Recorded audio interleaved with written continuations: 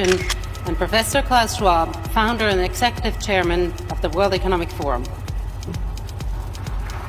एक बहुत बड़े सेक्शन का कहना है कि पृथ्वी पर ऐसे लोग मौजूद हैं जिनका काम ही है देशों के प्रेसिडेंट्स और प्राइम मिनिस्टर्स का मर्डर करना। अगर वो देश वर्ल्ड बैंक और IMF की privatisation policies, rules and regulations को एक्सेप्ट ना करे, और इन लोगों को प्यार से और नफरत से कहा जाता है इकोनॉमिक हिटमैन। तो क्या सच में हमारे देश के प्रधानमंत्री को और किसी भी प्रधानमंत्री या प्रेसिडेंट को हर वक्त जान का खतरा बना रहता है?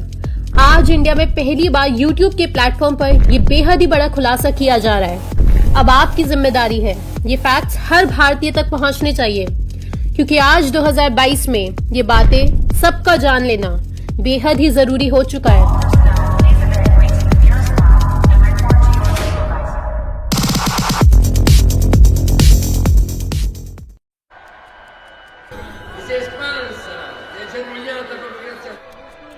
E attiva produzione e distribuzione delle opere del nostro ingegno.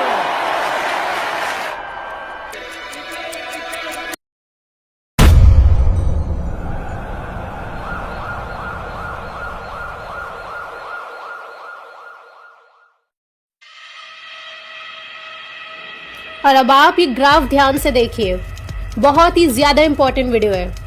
2016 में सरकार ने PSUs बेचकर 46,247 करोड़ रुपीस रेज किए और 2017 में अचानक 1,56,000 करोड़ रुपीस, 2018 में 84,972 करोड़ रुपीस, 2019 में 50,298 करोड़ रुपीस, 2020 में 32,845 करोड़ रुपीस। ये आपने कहीं ना कहीं जरूर पढ़ा होगा, लेकिन सबसे बड़ा सवाल, आखिर सरकार इन PSUs को बेच क्यों रही है? Government had no business to be in business. जनता को समझाने के लिए एक घिसा पिटा sentence, lack of technical abilities, low efficiency और पुअर मैनेजमेंट की वजह से ये PSUs बर्डन बन जाती है और जितना मनी सरकार रेज करना चाहती है वो रेज नहीं हो पाता, तो इसलिए PSUs में हिस्सेदारी बेची जाती है। फिस्कल डेफिसिट रिडक्शन, ये वो तर्क है जो आज तक जनता को बेचे जाते रहे हैं। लेकिन अब आप ये शॉकिंग डेटा देखिए और ONGC के एग्जाम्पल से समझिए। साल 2021 के पहले क्वार्टर में ONGC ने 9,000 करोड़ का प्रॉफिट किया, तीसरे क्वार्टर में 18,000 करोड़ का प्रॉफिट और चौथे क्वार्टर में लगभग 11,000 करोड़ का प्रॉफिट। यानी पूरे साल 2021 में ONGC का प्रॉफिट आया 44.13 थाउजेंड करोड़, जो साल 2020 में सिर्फ 11,000 करोड़ था। यानी 2020 के मुकाबले 4 गुना ज्यादा प्रॉफिट 2021 में। Extreme jump in profit. In fact ONGC India की सबसे ज्यादा प्रॉफिट मेकिंग PSU है। उसके बाद भी सरकार ने 28 मार्च 2022 को यह डिसीजन लिया कि ONGC का 1.5% शेयर बेच दिया जाएगा 3,000 करोड़ रुपीस रेज करने के लिए। सरकार के पहले ही ONGC में शेयर होल्डिंग 60% ही है। बहुत ही शॉकिंग डिसीजन सरकार का। In fact UN expert Philip Alston, उनका कहना है कि यही सबसे बड़ी गड़बड़ है कि प्रॉफिट मेकिंग PSUs को भी प्राइवेटाइज किया जा रहा है। Is that there are actually no studies that demonstrate that privatization has positive impact. Clearly the biggest losers in privatization just by definition are low income people. क्योंकि कभी भी corporate tax dividend से ज्यादा नहीं होने वाला। तो आखिर सरकार क्यों खुद को कमजोर कर रही है और अपने ही पैरों पर कुल्हाड़ी मार रही है? या सरकार को कहीं से ऑर्डर आते हैं जिसे सरकार को मजबूरी में फॉलो करना ही पड़ता है?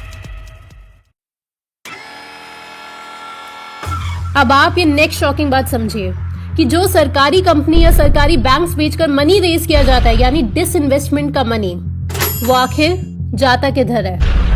ये जाता है DPAM यानी department of investment and public asset management. ठीक, अब ये देखिए, 16 नवंबर 2020 DPAM वर्ल्ड बैंक के साथ अग्रीमेंट साइन करता है कि अब से वर्ल्ड बैंक एडवाइस करेगा DPAM को, यानी ऐसे समझिए भारत सरकार को किस PSU को कब और कितना मोनेटाइज यानी डिसइन्वेस्टमेंट करना है, यानी प्राइवेट हाथों में बेचना है। कौन करेगा एडवाइस भारत सरकार को? वर्ल्ड बैंक DPAM के जरिए। और ये वर्ल्ड बैंक लगभग हर देश की सरकार के साथ कर रहा है।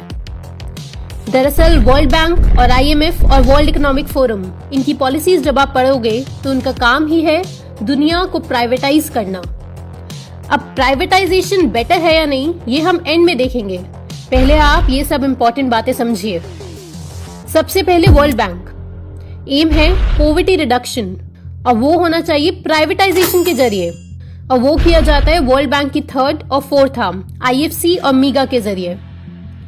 वर्ल्ड बैंक अपनी वेबसाइट पर लिखती है कि 1991 से 1994 के बीच 12,000 गवर्नमेंटल एंटरप्राइजेस को प्राइवेटाइज किया गया। 1990 से 2003 के बीच $410 बिलियन का प्राइवेटाइजेशन हुआ है। इनफैक्ट अकेले साल 2006 में $105 बिलियन का प्राइवेटाइजेशन हुआ है डेवलपिंग कंट्रीज में। ये बहुत ही ज्यादा एक्सट्रीम नंबर्स है। इनफैक्ट वर्ल्ड बैंक तो कहता है एजुकेशन, वाटर, बैंक्स, ये सब ही प्राइवेट होने चाहिए। वर्ल्ड बैंक के शब्दों में कहे तो there are virtually no limits to privatisation. दूसरा, वर्ल्ड इकोनॉमिक फोरम, इसके बारे में आप सब जानते ही हैं। लास्ट वीडियो में आपने डिटेल में देखा था।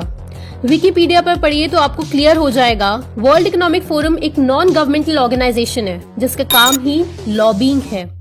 लॉबिंग यानी कि कॉर्पोरेट्स के हिसाब से गवर्नमेंट की पॉलिसीज क्रिएट करवाना, और ये सारे डिसीजंस लिए जाते हैं उस मिस्टीरियस डावोस की मीटिंग में। इनफैक्ट वर्ल्ड इकोनॉमिक फोरम का कहना है कि वो 2030 तक द ग्रेट रीसेट लाना चाहते हैं, जहां पर स्टेक होल्डर कैपिटलिज्म होगा और लगभग सब कुछ प्राइवेट ओन करेंगे। और दोस्तों, ये सारे बहुत इंपॉर्टेंट कॉन्सेप्ट्स हैं। अगर आपने हमारी पिछली 2 वीडियोस नहीं देखी है, ये और ये वाली, तो आप हर हाल में देखें। इस वीडियो के एंड में इन दोनों का लिंक हमने लगा दिया है। तीसरा, IMF, उसने अपनी ई-लाइब्रेरी में क्लियरली मेंशन किया हुआ है कि वो अपने लोन पर प्राइवेटाइजेशन कंडीशन लगाएगी क्रेडिबिलिटी बोनस की वजह से। क्रेडिबिलिटी बोनस यानी कि IMF का कहना है कि जब कोई देश उनसे लोन लेता है तो वो देश इन्वेस्टर्स की नजरों में सेफ हो जाता है, यानी उस देश का क्रेडिट स्कोर अच्छा हो जाता है। तो बदले में देश को IMF की पॉलिसीज माननी पड़ेंगी अब, क्योंकि IMF ने उनका क्रेडिट स्कोर इम्प्रूव कर दिया है लोन देकर। तो यहां से थोपी जाती है प्राइवेटाइजेशन की पॉलिसीज क्रेडिबिलिटी बोनस के बदले में। आप ये एक एग्जांपल देखिए।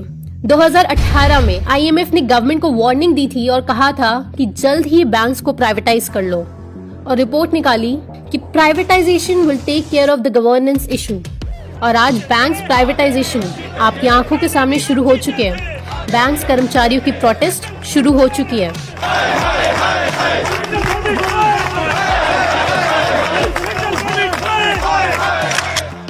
और ये प्राइवेटाइजेशन आज हर सेक्टर में हो रहा है, जैसे वाटर, एजुकेशन, इंफ्रास्ट्रक्चर, डिफेंस।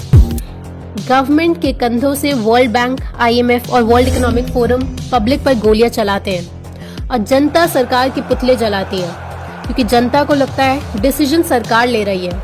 लेकिन अधिकतर डिसीजन ट्रीटीज, अग्रीमेंट्स और MOUs के जरिए देशों पर थोपे जाते हैं, क्योंकि कैपिटलिज्म के मॉडल में गवर्नमेंट की मजबूरी होती है लोन लेना, क्योंकि सरकार और जनता के दिमाग में भरा गया है कि डेफिसिट बजट ही बनाना चाहिए डेवलपमेंट को पुश करने के लिए, और as a result international organisations अपनी पॉलिसीज थोप पाते हैं। ये जो 3 ऑर्गेनाइजेशंस आपने देखी, इनके मेन एम्स में से एक बहुत बड़ा एम है ज्यादा से ज्यादा दुनिया प्राइवेटाइज हो जाए, जिसके थ्रू वो बोलते हैं द ग्रेट रीसेट आएगा, जिसका मोटो है you will own nothing and you will be happy by 2030, जिसमें वो दुनिया को पूरा प्राइवेटाइज करने की प्लानिंग समझा रहे हैं।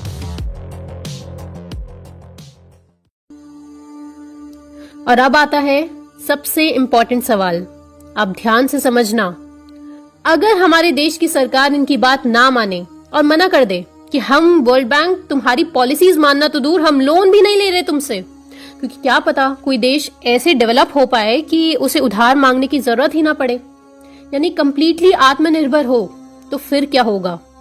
क्योंकि अगर ऐसा देशों ने किया तो ये इंटरनेशनल ऑर्गेनाइजेशंस तो बहुत ही वीक हो जाएगी। इसका जवाब बहुत ही अजीब और डरावना है। जॉन पर्किंस, जो कि एक इकोनॉमिक हिटमैन रह चुके हैं, जिनका काम होता है किसी भी हालत में देशों पर लोन चिपकाना ताकि देश डेट ट्रैप में फंस सके, और अगर कोई प्रेसिडेंट या प्राइम मिनिस्टर लोन लेने से मना कर दे तो उस नेता का मर्डर कर दिया जाए। जी हाँ, मर्डर। ये सुनने में अजीब लग सकता है किसी को, लेकिन ये बात जॉन पर्किंस, जो खुद एक इकोनॉमिक हिटमैन रह चुके हैं, वो अपनी बुक में लिखते हैं। Thank you. I stood in front of the Shah of Iran, the presidents of Indonesia, Ecuador, Panama, members of the Royal House of Saudi Arabia, and I've said something like, in this hand, I have millions of dollars for you and your friends if you play our game. In this hand, I have a gun in case you decide not to. Now, my लेकिन क्या पता John Perkins झूठे हो, है ना? ऐसे ही थोड़ी किसी के भी नेता का मर्डर कर देंगे, है ना?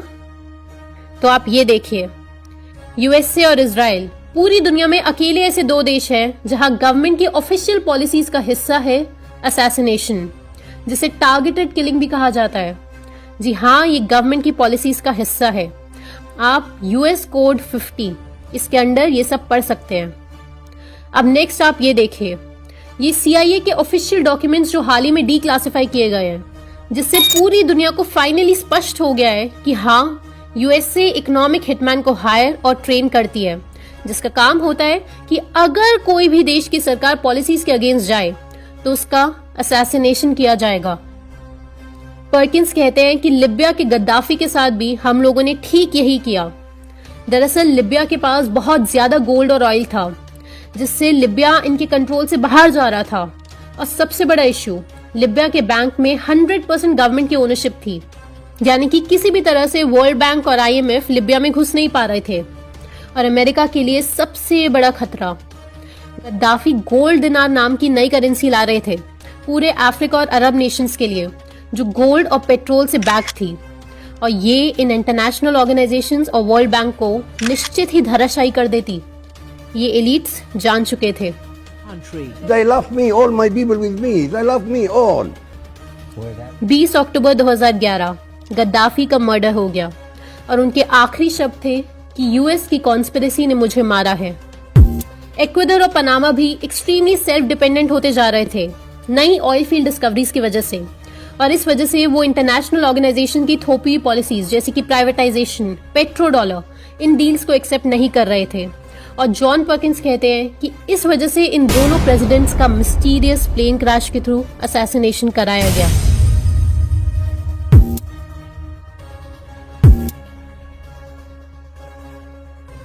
तो क्या इंडिया के हेड्स के साथ भी ये होना संभव है?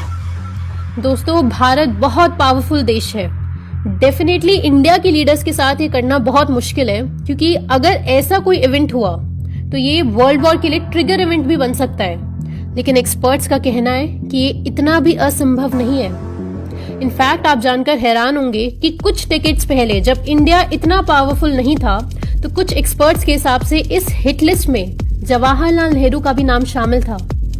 लेकिन आज 2022 में डायनामिक्स बिल्कुल बदल चुके हैं और अब इनका बहुत बड़ा हथियार हो चुका है लॉबिंग और साइकोलॉजिकल वॉरफेयर। मीडिया की मदद से अपनी पसंद की सरकार खड़ी करना और गिराना, जिसका असला और बारूद आपके हाथों में रखे हुए मोबाइल फोन्स हैं। नेक्स्ट टाइम आप जब किसी भी सरकार को कोई अजीब डिसीजन लेते हुए देखते हैं, तो उसे इंटरनेशनल लेवल पर चल रहे बिग पिक्चर के साथ देखिएगा। आप ये दोनों वीडियोस जरूर देखें। बहुत ही इंपॉर्टेंट है कि आप ये जान लें कि सारा सिस्टम आखिर चल कैसे रहा है। आप यहाँ पर क्लिक कर लीजिए।